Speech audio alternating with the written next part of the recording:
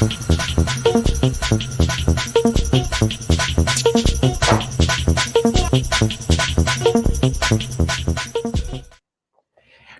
what's going on, everybody? This is your boy Scotty by Nature TV, and this is a new episode of One on One featuring my dear friend here. Y'all probably don't even know this, my friend, but my dear friend here make it make sense. You know, he doesn't like to do shit like this at all, so he's only doing it for me. Just like not at all, ever. Okay, but I gotta figure out how to say it. Mm-hmm. But just know I'll be wherever you at, you know, soon in the future. Oh, you mean drinking? No, I can't drink right now. Okay. Oh, okay. You mean my city? Okay. Yeah, I'll be there soon, of course. I thought you were being drunk. So, first things first, y'all. So, I started off doing one-on-one, a little over a year ago, where I wanted to talk to people that I enjoy, people that that I know you guys enjoy. My first one-on-one was with Armand Wiggins. The second go round was the first one was Storm Monroe. Mm-hmm. So this time around, I wanted to talk to Mims this time. Now, first things first, how did you even get into what made you want to get into YouTube is my question. That's the first question I always have for people. Like, what did you want? Why did you want to do YouTube? I didn't. Am I allowed to curse? Yeah. Okay. I didn't want to do YouTube, honestly. I didn't want to do it. I don't like being on video. I don't like taking photos. It's not my thing. But I've been watching YouTube since maybe like 2010. 2009. Mm-hmm. A friend of mine went ultra viral a long time ago, and I always watched funny videos, but I didn't want to do it. I really don't like being how did I start? At the time it was around the Panini, whatever you want to call it, and I was interviewing for another position. I kind of like leveled out where I was at, and I was interviewing for another position. And for some reason during that time, they didn't want in-person interviews. Mm-hmm. So they give you these questions and then they tell you, email us back your video responses. So technically you have the answers. This took me like 6 hours for like 10 questions. And I was like, Shannon Van, a YouTuber, she had like about maybe like 500 subscribers. She was like, come on my YouTube channel. We both used to watch some of the same people. She was like, come on my YouTube channel. And I went on, she was like, just to get you accustomed to being in front of a camera. And I was like, okay. And then she dropped. So if I didn't like talk, it would have just been dead air. And that's how I got introduced to YouTube, like from the other side. Well, I think the first time we came acquainted was around Portia Family Values. I think that's when we first. Absolutely not. When was it? It was somewhere around that time, but I don't know if that was the actual time. But was it? What was it?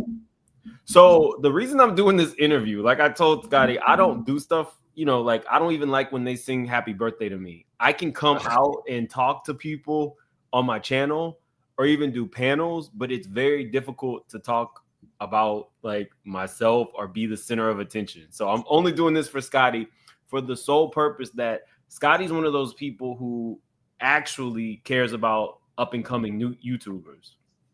So we met because another YouTuber he knew had invited him on a panel. Mm-hmm. And then I asked, would you come on my channel? And Scotty was the first big YouTuber to actually come on my channel. Not big YouTuber. Scotty was the first big YouTuber to come on my channel. And that's how we met. Well, yeah, that is. And then we cultivated a friendship outside of YouTube. I remember the first time I came to Mims' house, he got us drunk. No, I was about to say. I wasn't finna say nothing after that. We were fucked up when we left Mims' house. Me and Josiah. Mm-hmm. We were fucked up. So when you started YouTube, I was online actually when you yeah, came you over. were So you were they doing the pen- popped into my live. Yeah. yeah. So when you started YouTube, you was doing like Bravo shows, right? I was doing whatever I wanted to do. I had like I really liked the mistress conversation. So I had like a mistress series, Mm-hmm. Bravo stuff, like anything I found interesting. Like if you were a very sex positive person, you wanted to come on my channel and talk about all your whole activities, I was down.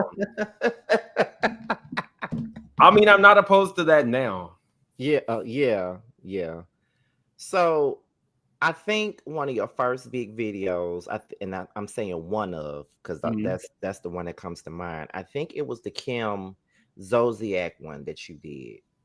Yes, that was the first time I actually started like going into court records before everybody was doing so, it. so, Uh-huh. so, what made you do that? I'm nosy. Um, at that point, like I was really intrigued by the story. B, I Hmm. knew people were like lying, and then the last part to that was at that point there was some housewives stuff that was supposed to go on foreclosure, and I was thinking maybe just maybe I'll put a bid on it, Hmm. and so that like foreclosure prices are great. Well, one thing about it, that video pretty much kicked it off for you right there. I can say that it really did. And then you went from doing like Bravo stuff to like Wait, business. hold on, and Portia too. Me Yeah. reading Portia's book. Oh yes. Me reading Portia's book. That's what Scotty came on to my channel. I think with T. Yeah, it And we was read me a and T. chapter. Mhm. Now that was hilarious. You was really into it too. That was the thing. Like when I first started YouTube, it was what I was doing was different than a lot of people. I wasn't just reading the book; I was ad libbing through the book, and that Yeah, was like fun for me. right. And then, well, to go backwards, for anybody who might watch this and want to start a channel, although I stumbled on it, once I decided to do a channel, I used my current business acumen in every aspect of it. I knew the name was going to be marketable. I knew that although I make things make sense online, nothing about my life makes sense. I'm over here with one day I'm wearing practically a version, the next day I'm wearing cash only. I knew that about my life, so I knew what would be marketable early on. Like I stumbled on YouTube, but once I'm in it, I knew that I had to turn it into a business. So that's Right. what I don't think a lot of people do. I think what people see is, oh, well, somebody did it this way. Let me follow suit. As far as I know, nobody was having panels on mistresses. It was funny. It was fun. And although, there are lawyers and stuff on YouTube, when I first decided to go and get the court records, I can't really remember too many other people being messy about reality stars. I'm sure there are some, but I don't remember too many other people. And I actually went to Atlanta. That's how messy I was. Mhm. Yeah, this motherfucker messy child went all the way to Atlanta for the tea. Well, let me say this. I will say that in like seeing it in real time, I would say that your channel was one that I saw grow quick in real time. Like once that Kim video came out, you really started to blow up from there, and you continue to blow up. And not to mention your channel is not just about wasn't isn't just about like reality. It's barely about reality at this point. Like you do it whenever you want to do it now. And it's not just about breaking cases and shit, but you also do charitable stuff on your channel Mhm. as well. I was told not to. You was told not to? I was told not to name my channel, make it make sense. I was told to only start doing charitable stuff after my channel had already popped. Mm-hmm. I was told don't invest money in your subscribers until you're actually making money. Mm. I didn't listen to no shit. I have like a lot of friends who are, in media. I have friends who have a lot of money, and everybody wanted to give me advice. And the best advice I can give you is fuck them all. you, you do what's best for you. I'm talking about stuffy people was like, how are you going to be in corporate America talking about mistresses? What happens when they find out? Well, my job found out. And I was still able to work.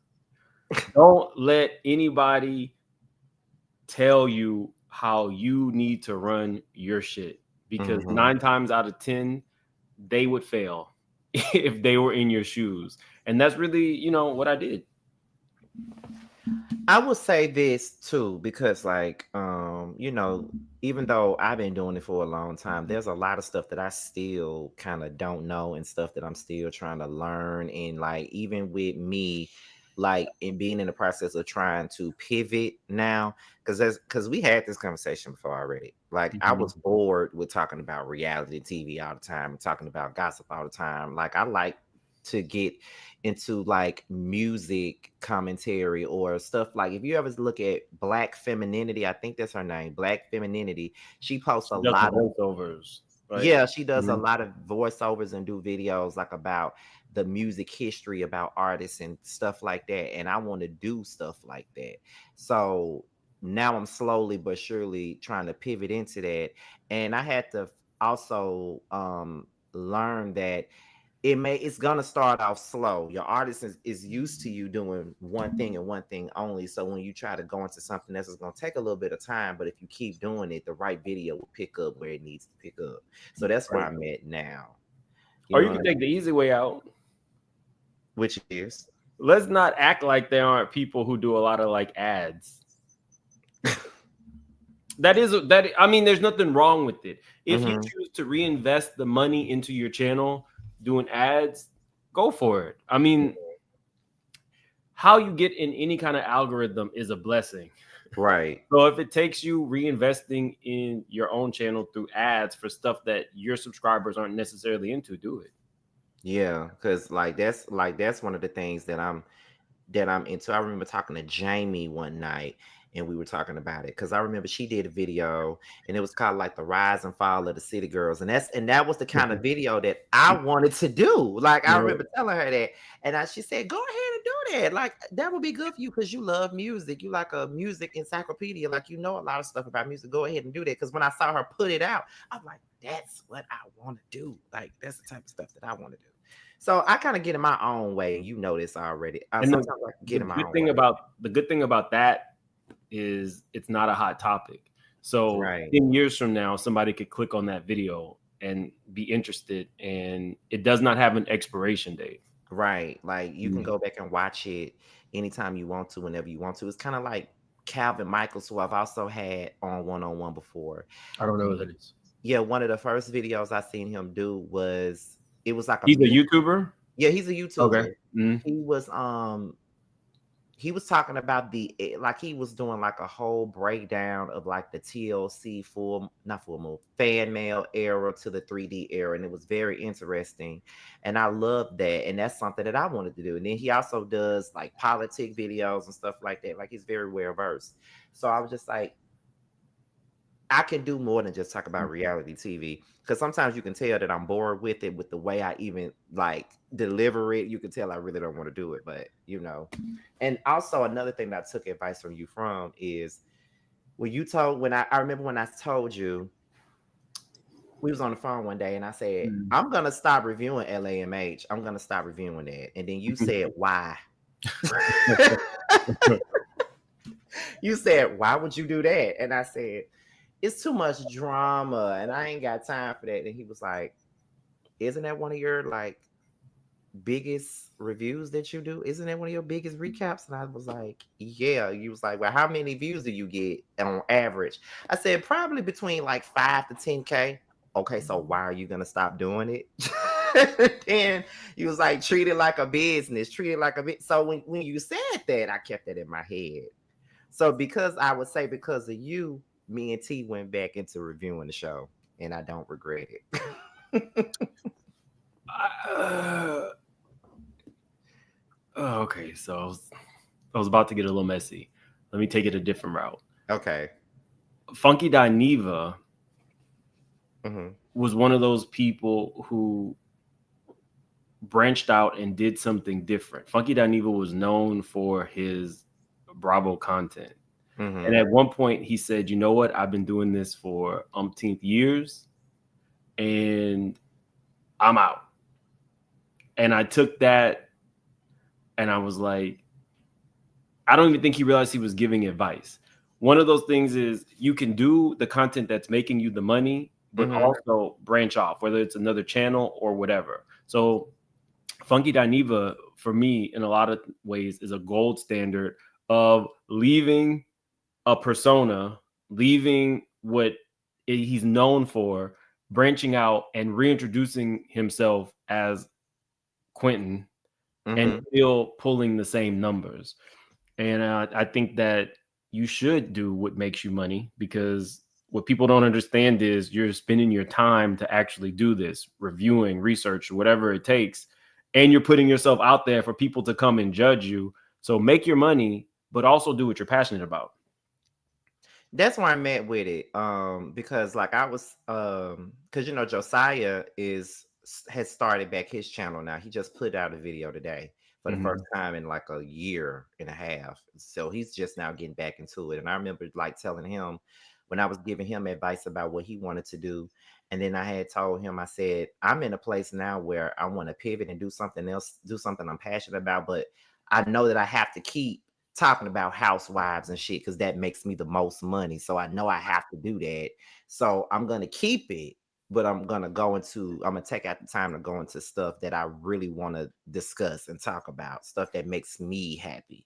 You gotta find a balance between the two. That's just, you know, what I think.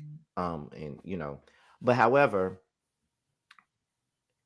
my next question for you is how did you Mhm. gradually go from Bravo content to the content that you do now? Um, I don't know, because to be honest with you, sometimes it's a challenge. Okay, I don't know how much. I don't know how much we're about to get into that people actually know.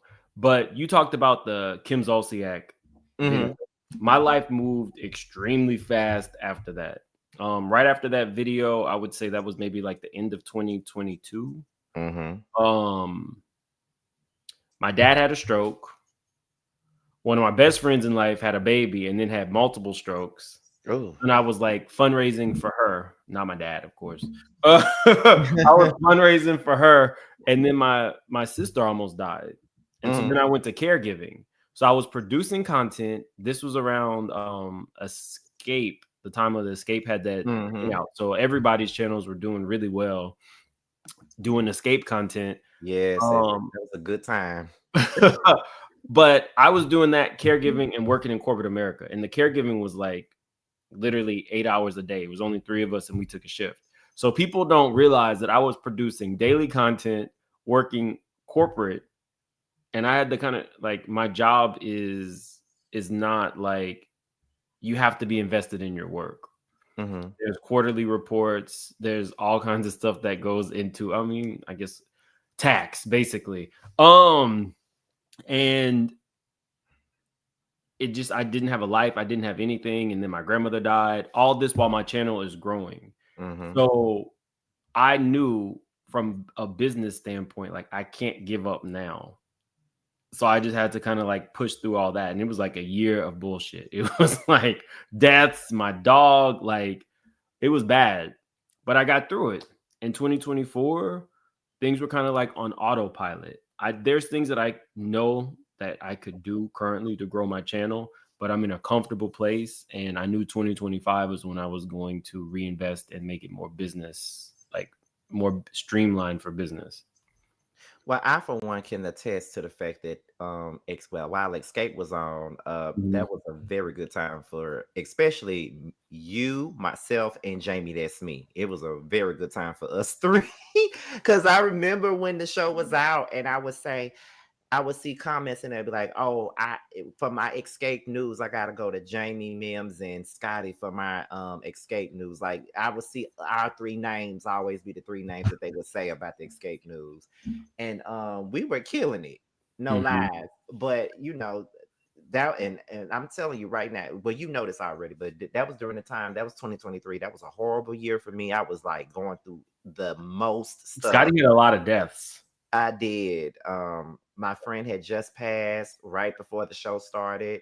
And then I had another friend that was unalived like months later, and then another cousin that passed. It was just so much shit going on. That was the lady with the children, right? Yeah. Okay. Yeah. And so there was a lot going on, but we were both going through a lot at the same time. But it was crazy how we were both able to get up here and still grow our channels the way that we did. YouTube was the only thing that I had. I was like, Yeah. literally, it was wake up. I wasn't even able to go to the gym like I normally do. It was wake up, and it was like medication. And she was on 6-hour regimens for medication. My sister had dropped down to like 92 pounds. Mm. And it was like survival mode. But YouTube and looking at that bullshit going on with Escape really was like my one moment where I was not thinking about real horrible shit. Right. And then, that led to me actually becoming cool with Tamika. Love Tamika, by the way. Love Mhm. Tamika. I just gotta say that was a great era. Sometimes I wish that show would come back. Some Monique said Mims was so busy working hard, his wholeness got deleted. Look, people I are saw you post that shit on Instagram. I'm like, people this are is up in arms. People are really upset. And I'm like, it must be the hoes that's upset, because you know what I don't do? What did Marlo say to Kim? What did she say? She was like, Kim, I thought we were really cut from the same cloth. We're not. You're a whore. I don't do that. You know what I mean? Like, if I say my wholeness is deleted, it's deleted. I got so many DMs calling me an old hoe, saying it'll never get deleted. I don't give a damn. If I want to delete my wholeness today and get flued out tomorrow, that's what I'm gonna do. You got to use what you got to get what you want while you still can. Oh my God. While you still can. Oh my goodness. So the panel that you have with Jamie, Rodney, and Gabor, how did that come about? I try to listen to my subscribers. I don't really cover a lot of Bravo content like I used to, and they request that from me. So that's really kind of just like passion of mine, like a passion project of mine. Mm-hmm. It's not specific to those three people. People have been up in arms that you are not on the panel. I was. It's not even it's not even like that. I mean, I live by these things. What is that? So you don't ever get hangovers. Oh shit. So alcohol is a depressant. This is vitamins that everything that alcohol depletes, it's replenishing in your body in real Okay. time. So it's nasty as hell. I bet it is. But no, it's not like a panel. It's not like a panel in the traditional sense. It's not like Jamie has Ooh, ladies first. right. That's not it. I could open it up to more people. Sometimes I'm not gonna lie. All of the people on the panel are my real life friends, but I know when we get started, it's gonna be hours. That last panel was almost like 3 hours. So when you add extra people to that, now you're looking at 3 hours. And after y'all don't get it, after about like 1 hour, you're kind of like, okay. By the second hour, you're tired of talking. And then the third hour, I was drunk that time. Well, I was drunk. but it's not like we never did nothing like that before, because we actually have done stuff like that Scotty before. was the king of panels. Scotty, what people don't know is Scotty's panels introduced a lot of people who have gone on to be very successful on YouTube. Jamie was on one of your panels. The Whether You Like It or Not panel, the one that really be is on now. Jamie, hold on. I think I was on one of your panels. You were. Alex Salter on one of your panels. Yeah. Nikki Star TV. Mm-hmm. Kimpire. A lady named Chocolate Beauty. Yeah, she was on there. Um, the first time I saw a lot of these people, I tuned into a Scotty panel. YouTube pushed it out. I don't think enough people give Scotty credit. Like, I don't want to do an interview about me. I don't. If Scotty had not asked and pressed for this, I would not have done it. But on the strength that Scotty was one of the first large content creators to come on my channel. Now, if Scotty said, Mims, I want you to do a panel discussion on something, that's different. An actual interview. Like I was telling them, I was just on the phone with, I don't know if I can say the publication. Don't say it. Okay. I know. I'm just not there yet, which is why a lot of people hate me. Because this is why I'm making it more of a conversation versus versus like a regular interview. Because that's how I did it with Storm. It was more like a conversation. Because like when I did it with Armand, I think it's a little different. Because when I did it with Armand, it was like an interview. Probably because we don't know each other that well. It's just like a matter of it's like a respect thing. Storm I have a rapport with, so it's a little different because I worked with him before. So that's why it was more of a conversation. I see it being different with different people, if that makes sense. Because when I did it with Bondi, it was just like this. It was more like a conversation piece. Or Ashley Miller, when she did it, it was more like a conversation more than an interview. So, because I know some of y'all personally, it turns into a conversation versus an interview. Right. So, not Scotty's the king of panels. Oh, the people were never to give me that credit, though. Let me stop. But so why he calling me? That's why people don't like me. Well, we're gonna get into that in a second. Okay. But why he's saying that I'm a big YouTuber, he's a bigger YouTuber than me today. So how do you feel about being where you at now? As long as I really don't think about it, I'm cool. But when I'm on the spot or whatever, I think the most people I ever had in my live chat was maybe 14,000. And when if I had really sat back and thought 14,000 people are watching me live, I would have shut the laptop like Nene. I would have shut that shit down. I'm a very low-key person. You are. If you go to my Instagram in front of a camera, I'm a low-key person. Yes, I might be on top of a table. Let's make that clear. In front of the camera, he's a low-key person. But when we ain't got no cameras around, it's a whole different story when we ain't got no cameras around. What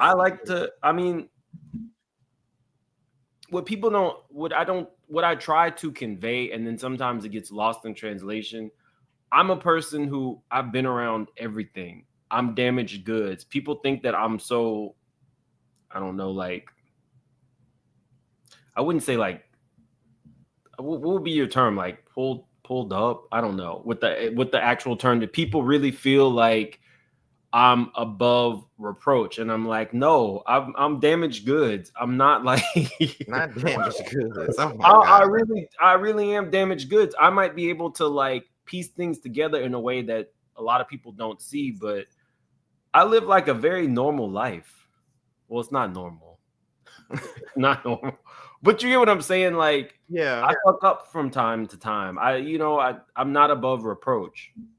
And I feel like that's one thing that being, I guess you could say, a public figure, that's one of the things that people don't expect certain people to fuck up in certain ways. Yeah. And that's the pressure. I would say that I think I've underestimated the whole public figure thing a whole lot, because when I started dating somebody and I started posting the person at the time that I was dating them, everybody was all up in my damn business and I didn't appreciate it.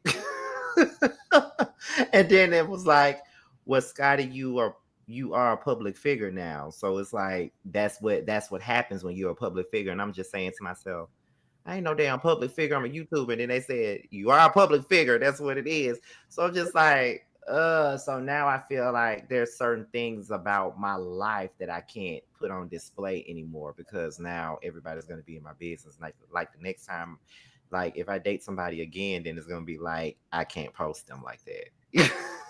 Um, I can't I do think you need to. I think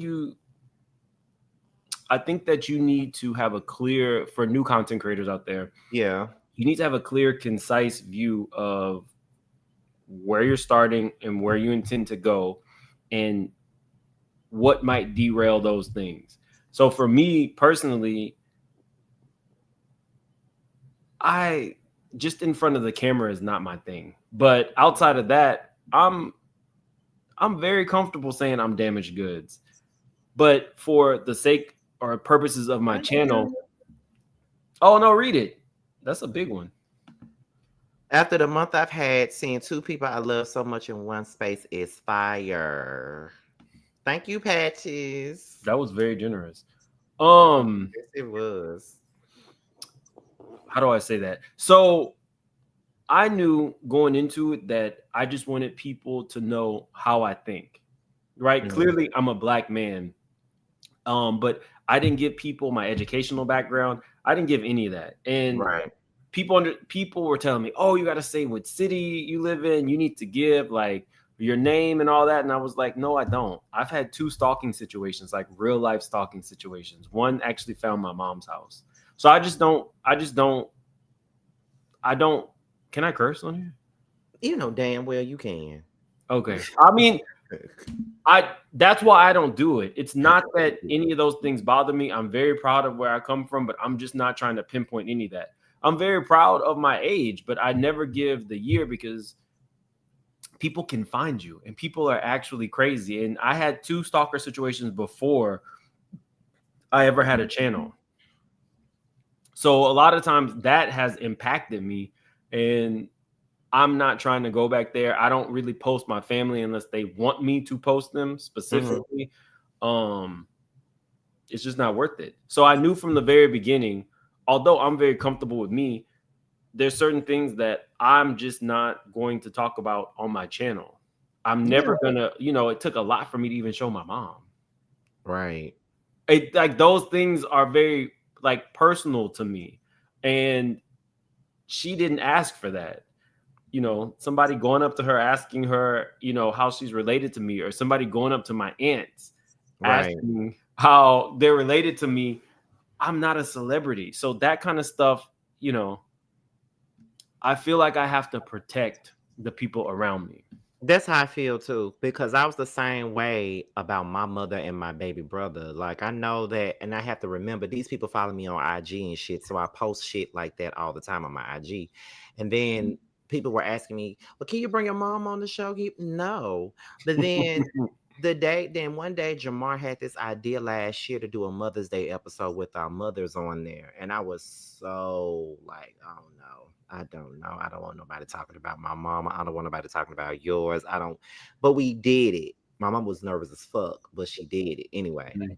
And so, and it went well, but it's like my brother, he's a person, he's a Gemini, he's not a person that likes a lot of attention or anything like that. Like even when he did my 50K video, he was in it, but he didn't show his face. We just had you heard his voice and there was a picture of him at the top. He didn't show his face.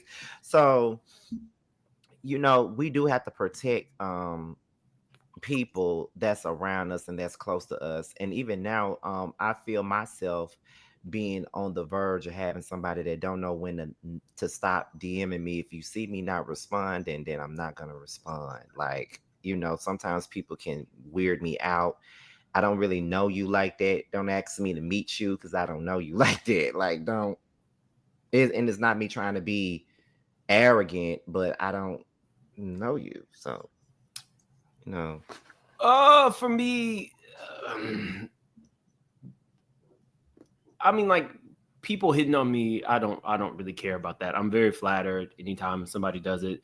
I didn't Mhm. have an Instagram, so all those people who always talk about like DMs and shit, that was all new to me. I Mhm. did not start my Instagram until I started YouTube. But for me, it's people in need. Like initially, what people don't know is because I became synonymous with like charity work on Mhm. YouTube, and people feel like they know me, they started asking me for help. Mm-hmm. So there were some people like your friend who we fundraised for her children, and that meant a lot to me. And even the lady who's, was fleeing her abuser, and there's been multiple people now. The problem became I started giving these people who were asking out of my own pocket, and I wasn't advertising it, if that Right. makes any sense. Mm-hmm. And then I got inundated with people in need, and it was too much for me. Like, the hitting on me and all that, whatever. But like me actually not saying yes to somebody who needs, it's hot where they're at and their AC broke and they're not working, or they're handicapped. That was a lot Right. to take in, to be able to, and I had to go to therapy about that. Mm. I had to pay for some therapy sessions to address what was going on, because I can't in good conscience come to my subscribers and say, we need to help this person, we need to help this person, we need to help this person. So because let's just say I was using my YouTube money to help people on the side, and it got to be too much. Like I was inundated with requests for help. Well, I would say this. I don't think there's anything wrong with you helping people, but you also have to have a limit to how much you help people. Because sometimes, because you help people, then it's going to be like, well, The limit was crossed. yeah, The limit was crossed, but I did not. right, I felt like, okay, my channel is growing. I have, this extra check coming in from YouTube. How do you say no when it's technically a blessing? It mm-hmm. was, I've had to work through that in my real life too, like outside of YouTube. Like saying no is something that I wasn't doing before 2024, but I say it now. I can say it in Spanish too. Okay, so with YouTube, there's your subscribers, and then there's other content creators, and you do have friendships with certain YouTubers. And a lot of times we sit here and we're like, I know a lot of people feel like, well, there's no such thing as real friendships on YouTube and blah, blah, blah, blah, blah. And then we have to constantly put that out there that it is. How do Mm-hmm. you feel about that? Because although I have friendships on YouTube, I'm very selective because of what I've gone through in the past. Some shit I Right. told you about. Mm-hmm. How you feel about that? You can definitely have friendships on you. You can. I think it really. I feel like it's internal. If you're not like a fuck nigga, then you could probably have friendships on YouTube. I'm not a person who ever really considered anybody competition. Yeah. I don't care if you have 2 million subscribers. I don't care if you have 200 subscribers. I don't see people as competition. But in this space, because it is money making, it is a money making. I don't know, it could be a career. I think a lot of these people see it as a money grab. And if Mhm. you come and maybe you are attracting people in a different way, they feel like you're competition. Right. So off top, they might befriend you, but really it's just to kind of like get in your inner circle, or kind of see or pilfer your subscribers, all this kind of stuff. I don't really have that problem. I know there's a lot of content creators who don't really like me, and I'm okay with that. I'm more than okay if you don't like me. But there are a lot of larger content creators who I'll say that are not who people see. Mm-hmm. They see kind of like the shiny surface, and they've been a fan for so long, and they want everybody to get along. But some of these hoes are really unhappy. And although they put on a great face, a front facing, it's just not the case behind the scenes. So you really have to like watch who you're around, because everybody really does not have your best interest. Oh God, they don't. Like I know that I remember when I first came on here, I had a friendship with a specific YouTuber, and then it went south, and then I said that I said Jamar gonna be the only friend that I got. Jamar, and then I had Jamar, then there was, Rox and Bundy and Ashley and them. I was like, I'm only fucking with them. I ain't fucking with nobody else. I stalk 4X Rocks. 4X Rocks wants nothing to do with me. 4X Rocks says she is good on friendships, but I love 4X Rocks. She's one of those people, I feel like I know her just from watching her videos, but she has reached her quota. she has reached her quota on friends. Yeah, like maybe when you come out here, I could get y'all together. So I could be the weirdo. You ain't gonna be no It's weirdo. so nice to meet you, ma'am. No, You ain't gonna be no weirdo. I remember when we went to lunch last year, it was me, Bundy, Jamar, because she already knows Jamar, and Nunu, and then Sakina came. That was Sakina first time meeting Rox. Rox didn't know Sakina, and Sakina was like, "I watch all your videos."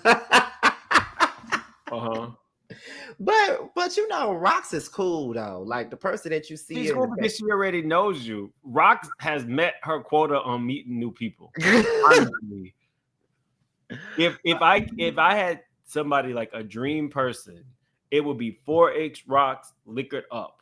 If I could get her on one of my panels, I would love that.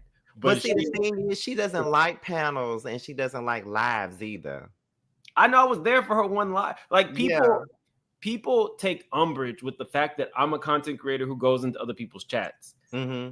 I'm not pilfering any subscribers off anybody. If I'm in the chat, it's because that's where I genuinely want to be. Period. Mm-hmm. Right. But people get, why is he here? Because I've been following 4H Rocks for like a good, maybe 8-9 years at this point. Who hasn't been following 4H Rocks? 4H Rocks is iconic. So it is what it is. I think that's funny when people get very up in arms that I'm in one of their favorite content creators' chats, and I'm like, I've been following this person maybe longer than you. You know what? People get up in arms about the craziest shit though. If you would really just take a look at it, like people get so up in arms about, because it had gotten to a point where I said, I can't. Okay, let me not talk about this no more because they're gonna get mad if I say this. They're gonna get. I'm like, it'd be the smallest little thing, but but like I was saying, it was just, you can have friendships on here. You just gotta weed out who is really your friend, because for a long time I didn't want any friends until T came. And I don't know how he cracked, but he came, and then after he came, then there was really B, there was Josiah, and then Jamie and all that. And Jamie was watching my videos long before I even knew who she was. I don't pilfer subscribers, but I stole all his friends. I don't pilfer subscribers, but I definitely stole Scotty's friends, except for 4H Rocks. She wants no part. So, in addition to friendships on here, you do have people that don't like you for no reason. I don't know what you be doing to people for people not to like you. You do have people that randomly come at you and stuff like that. Yeah. I mean, I can attest because I've had people randomly come at my ass too. No response though.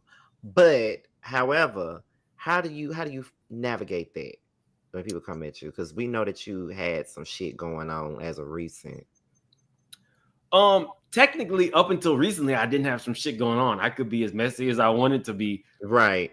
Because it was messy and fair, and it was messy, and I really wasn't like trying to take anybody down. That's the other part. Like, I had a really large content creator come to me and say, I don't know how you can tiptoe through the shit and never get any on you. And I was like, I don't know. But that was like a big content creator, one who I actually like respect.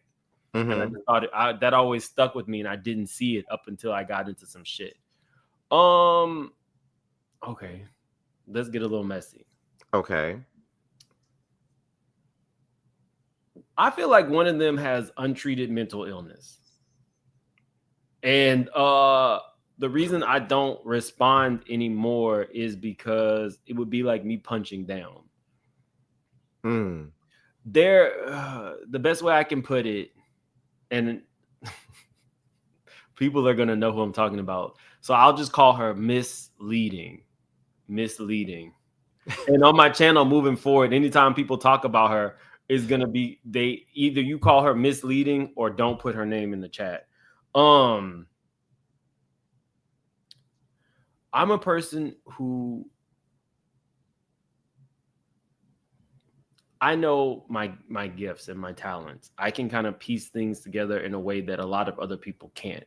With that, when you have somebody who doesn't really want to be seen, they can see that as a threat. The best example I can give is maybe say somebody who is paranoid. The one thing they don't want to be seen is seen.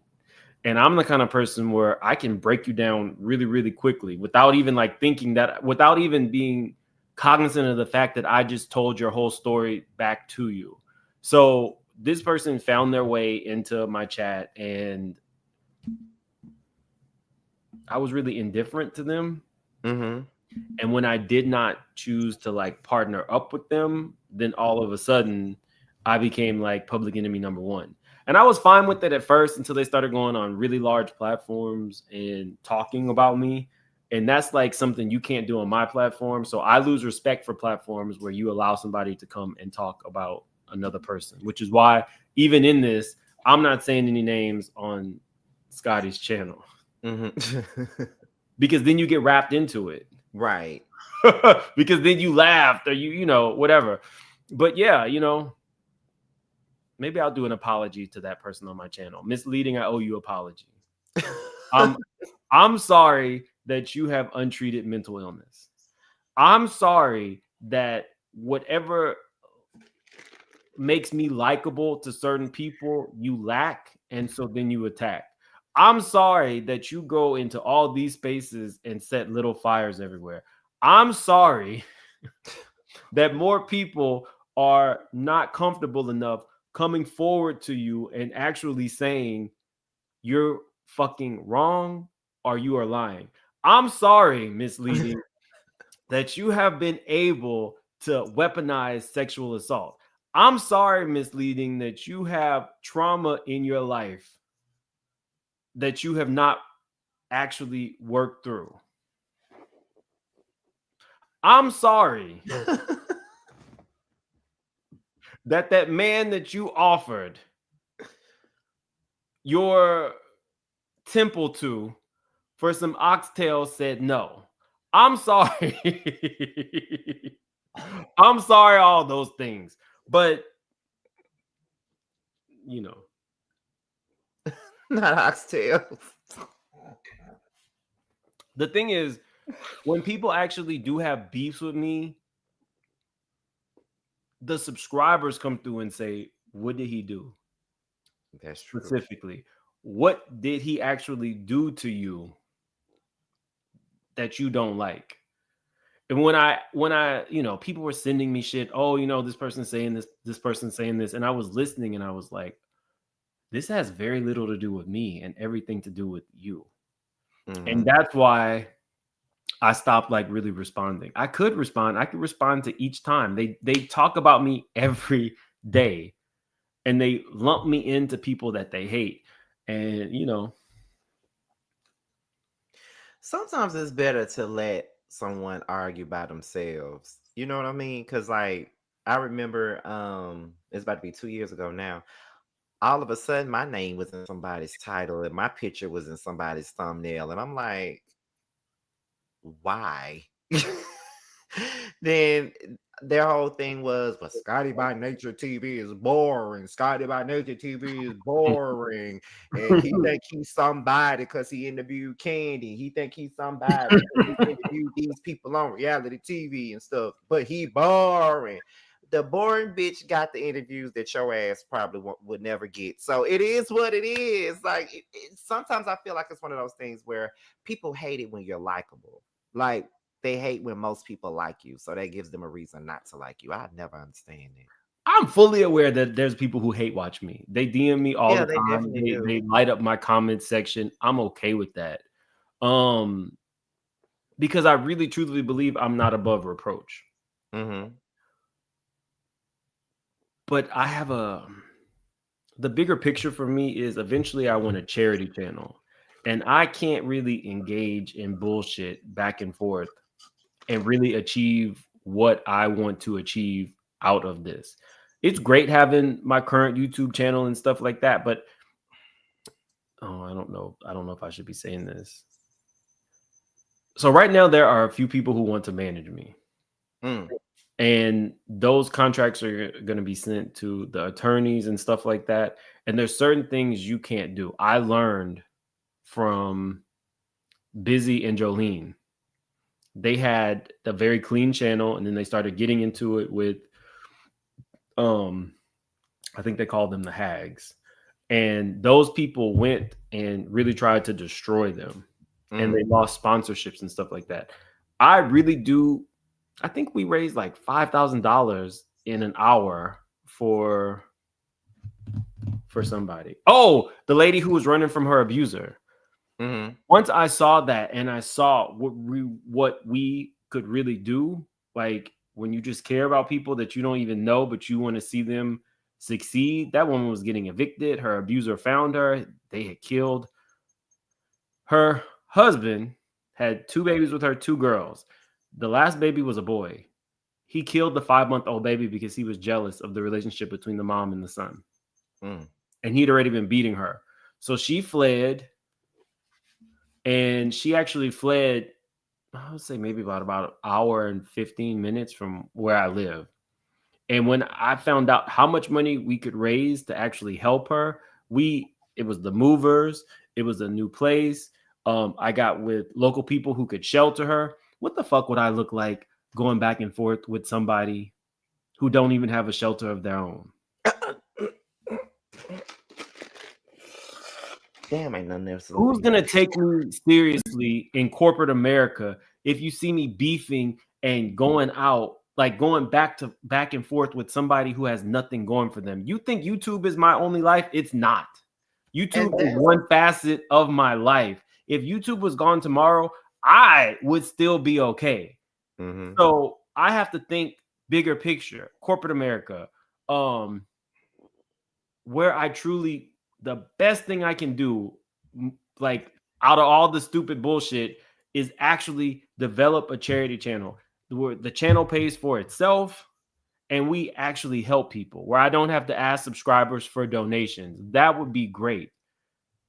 I cannot go back and forth with people. Sometimes I want to, of course. Yeah, absolutely.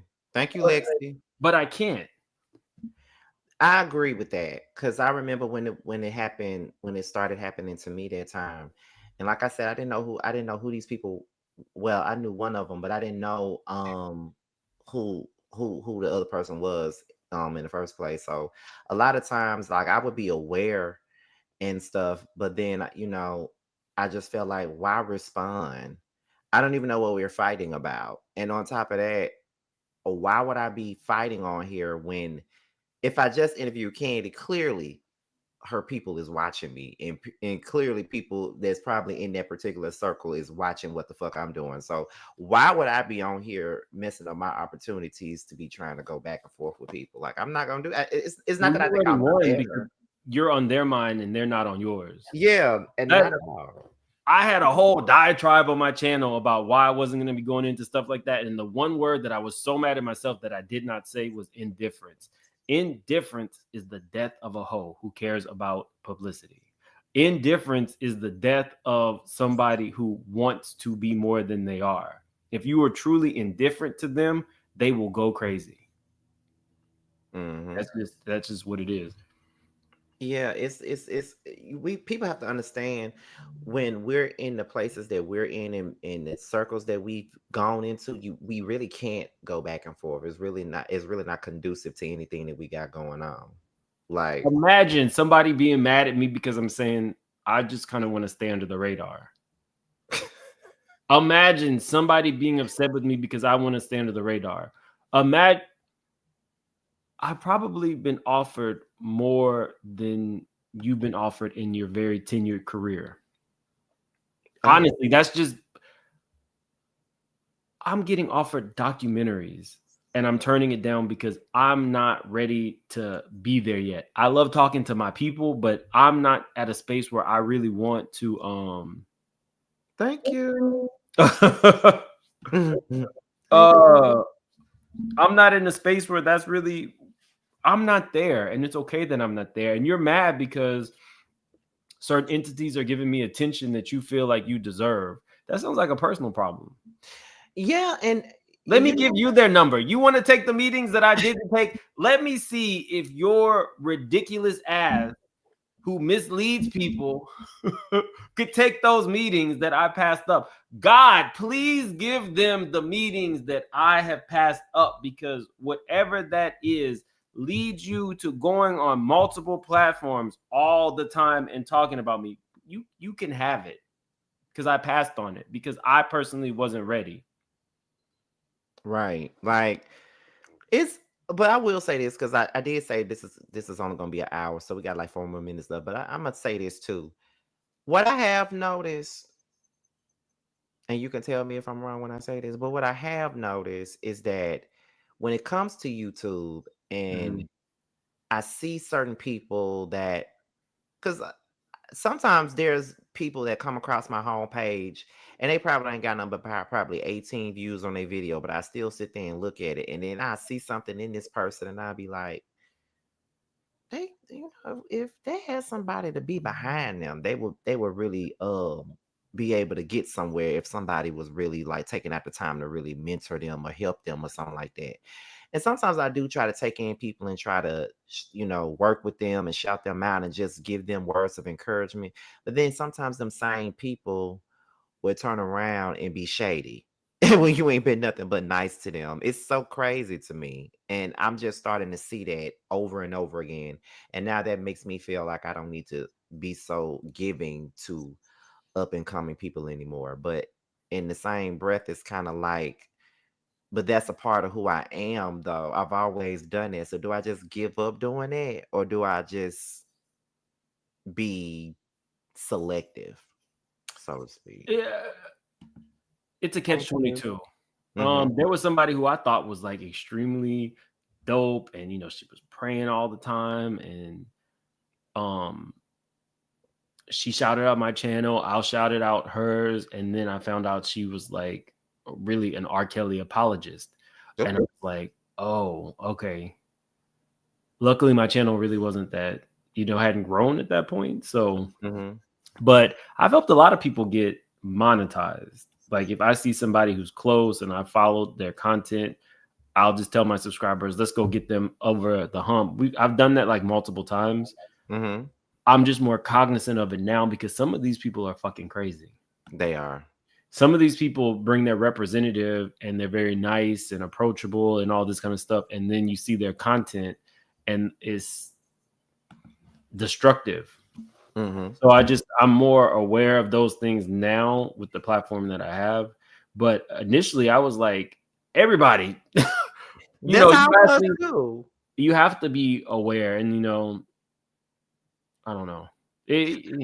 Yeah, it used to be like, yes, everybody, you get a shout out, you get a shout out, you get to be on my platform, you get to, and then it's like now it's like then you see how they move, and then it's kind of like I ain't never did nothing but try to help you. So why you taking digs and shit? You feel what I'm Oh yeah, they put your names in titles to try to like they put your saying? names in titles and then they say all this horrible shit about you.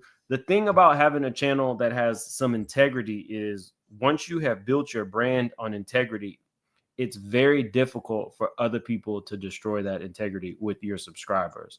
They Hmm. might hurt future subscribers or people who didn't know who you are, but as long as you are comfortable with what you're doing day to day, it's very difficult for subscribers.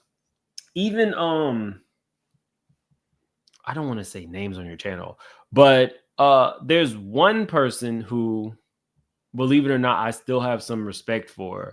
Hmm. Um this person did something on my birthday and everybody expected me to respond, and I was like, the response is not what you're going to expect. The response was going to be um, they said something that hit at kind of like the heart of who I am, and it was about my charity work. And I was like, I'm a person who I'll pick up the phone, especially if I have your phone number. Mm-hmm. I'll pick up the phone, but I struggle with that. I'm a very, very direct person. I don't mince my words. But Mm-hmm. when you talk about like my charity work or you say something that makes people feel like I'm not really there for sexual assault survivors, that's a difficult pill to swallow. Right. All the other shit is like fluff. Mm-hmm. But specifically when it comes to sexual assault survivors, I'm so in the mix with some of this shit that I report on that I have NDAs that I have signed. I'm so in the mix with people who rely on me. You would be surprised the number of people who I report on know who I am. I cannot imagine anybody would believe truthfully that I do not try to amplify the voice of sexual assault survivors. So that was a tough pill to swallow, especially for somebody who I still have, a monochrome of respect for. But the other one, no respect. And some of the other smaller content creators who have been in, they'll DM me, they'll do all this shit and then turn on me. That's one of the reasons why I cannot be as responsive as I used to be, because they will record you, they will make shit up about you. You know I'm not black. Did you know I wasn't black? I had no idea. But see, that's yes, like now we have to be more selective in stuff and just really just be on the lookout, because people will use you until they can't use you anymore. And once they're done using you, then they're gonna start, being shady and shit. And that's one reoccurring thing that I've seen over the last couple of years, especially as my channel has grown and the way that I allow people to come on my platform. And thank you, Denise. um Come on my platform and do things and be seen. You know what I'm saying? I just feel like, I ain't saying you got to kiss the ring or anything like that, because that's not what I'm saying. But what I'm saying is, show some fucking respect. Shit. All I tried to do, like all I've been trying to do, is help you. All I've ever done was try to help you and be, You're talking give about you smaller content creators or larger content creators? smaller, you know, because I really don't have that issue with the large No, creators. F that. Sometimes Scotty is too in his head, especially as it relates to the platform that he's given a lot of people who have progressed in this space. Mm-hmm.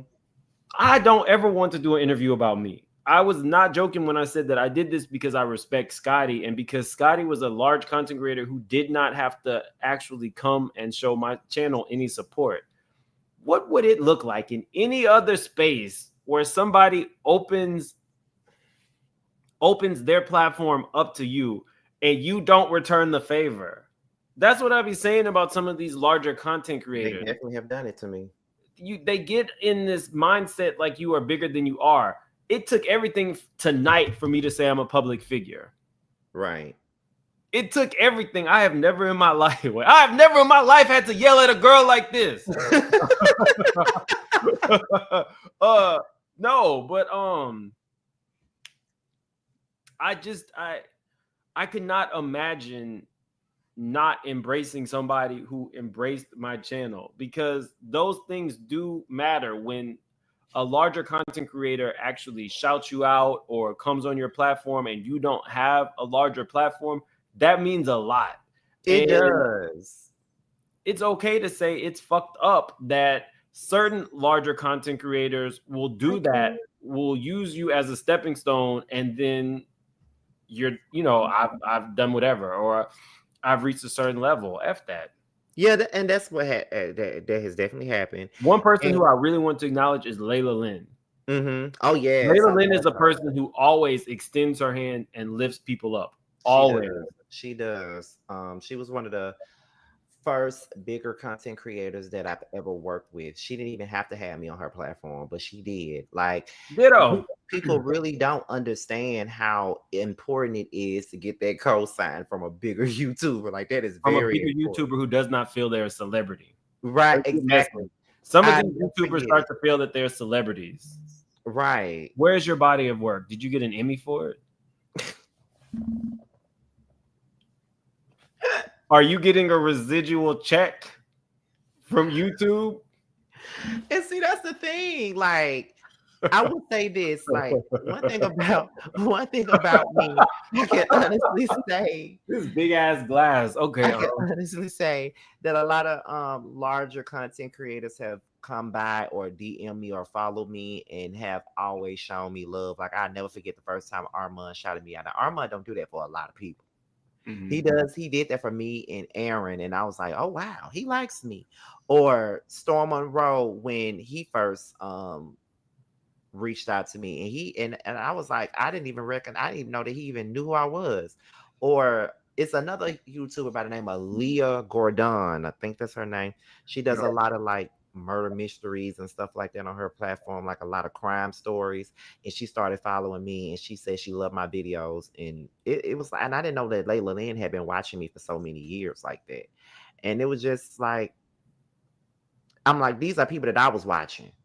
And Mhm. they've been sitting up here watching my video. So you never know who's watching you. You know what I'm saying? So I know yeah. I say shit like that, and then people think I'm like full of shit.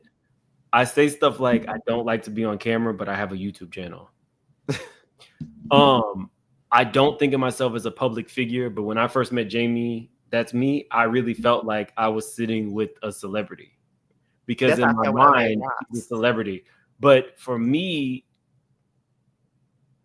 I'm not. I never. How do I say this? I'm a very like literal, logical person. I'm not the person who is in the arts or anything like that, or ever wanted to be in front of the camera. I look to people who have that particular skill set, and I always give them big ups because it was not me. Mm-hmm. I've never wanted to be a known person.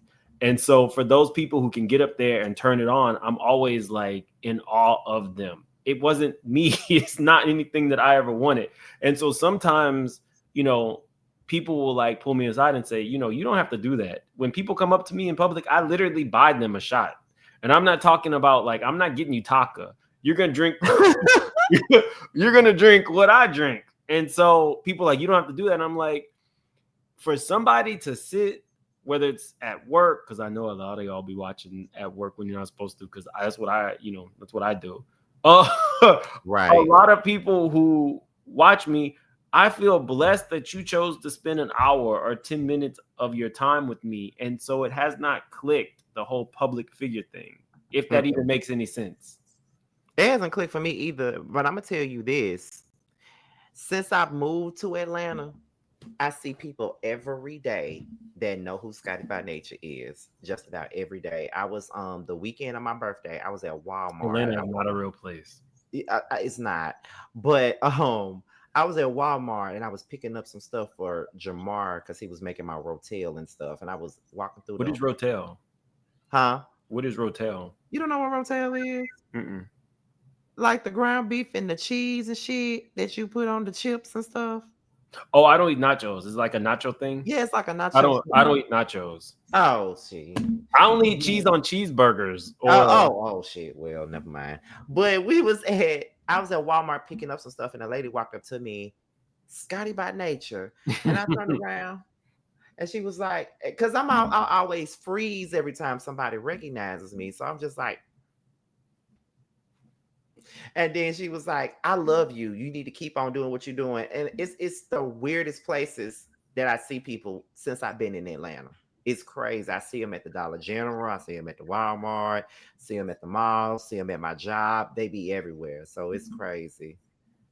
my mom still does not know I do YouTube. What? She doesn't know I do YouTube. Uh, she doesn't know I do YouTube. The craziest situation that I had with the subscriber was, well, not the weird subscribers. I've had some crazy situations with people who are a little bit more like aggressive Mm-hmm. than I'm like comfortable with. But the crazy situation was somebody saw my grandma's picture when she died in 2023. I posted it Mm-hmm. and they knew my grandmother. So I'm from a very, very small town, like super, super small. I'm talking One high school. Surrey County. Definitely one high school. Yeah, uh, I'm saying it because that's what my town back home, like one high school. We all went to the same school. it's a very, very small town. And even in that, it was really, really bad with like drugs and stuff. So my mom got me out. So the point is, it's a small town. So Walmart is the spot in that town.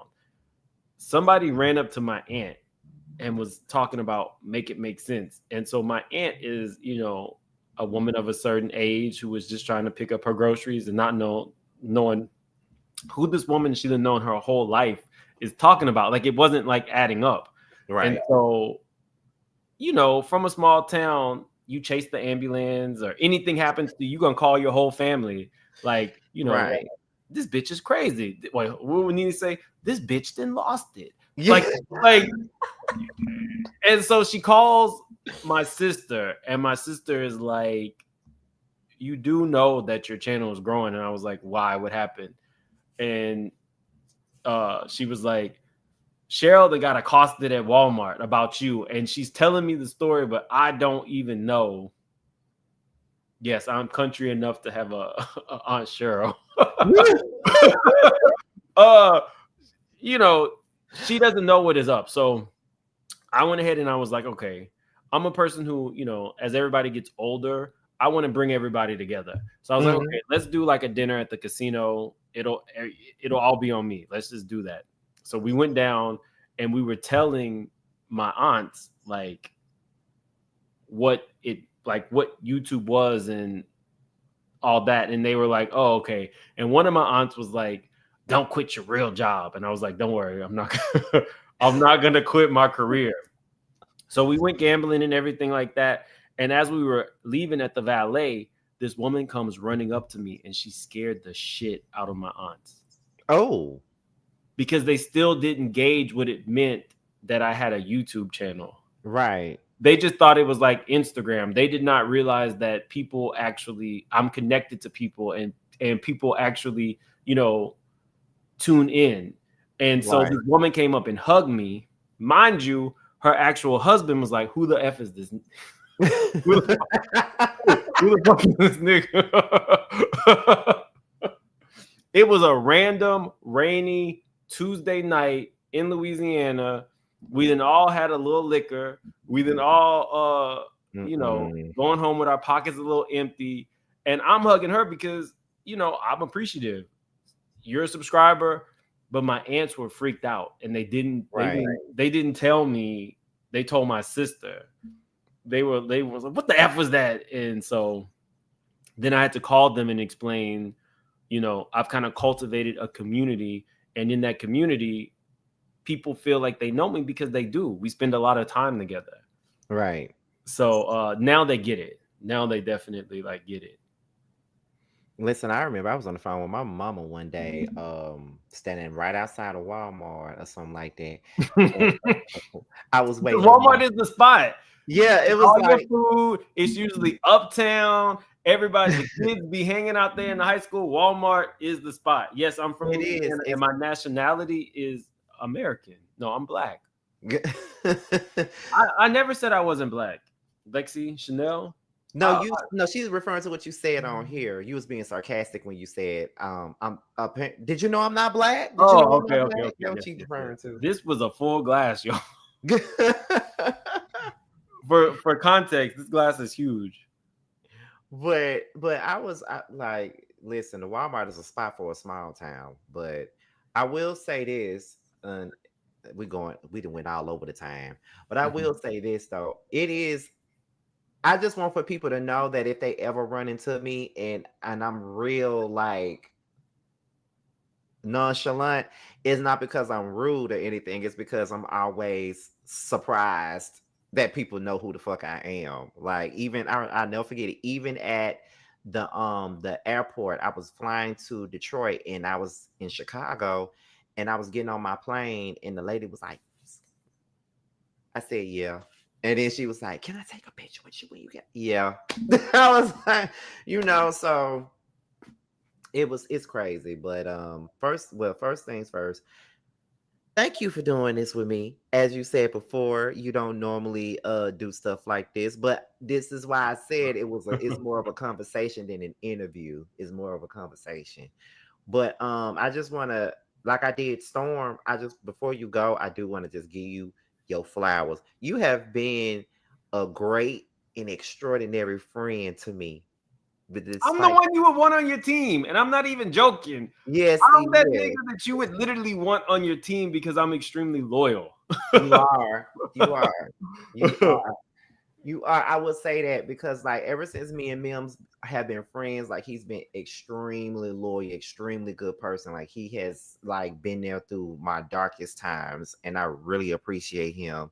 And whenever I go where he is, if he has the time to, we hang out, we have drinks, we have a great time. So There's not been one time that you have been in my city that I'm in the city that I have not at I'm least met saying you. if you have time, meaning if you're there or not. Yeah, if I'm there, I If usually you most ain't there, times. you ain't, and we ain't seen you. Yeah, But I do travel a lot. yes, he does. But he's a really good friend to myself. He's really good friend to Jamie and Rodney and really B. We all are really good friends.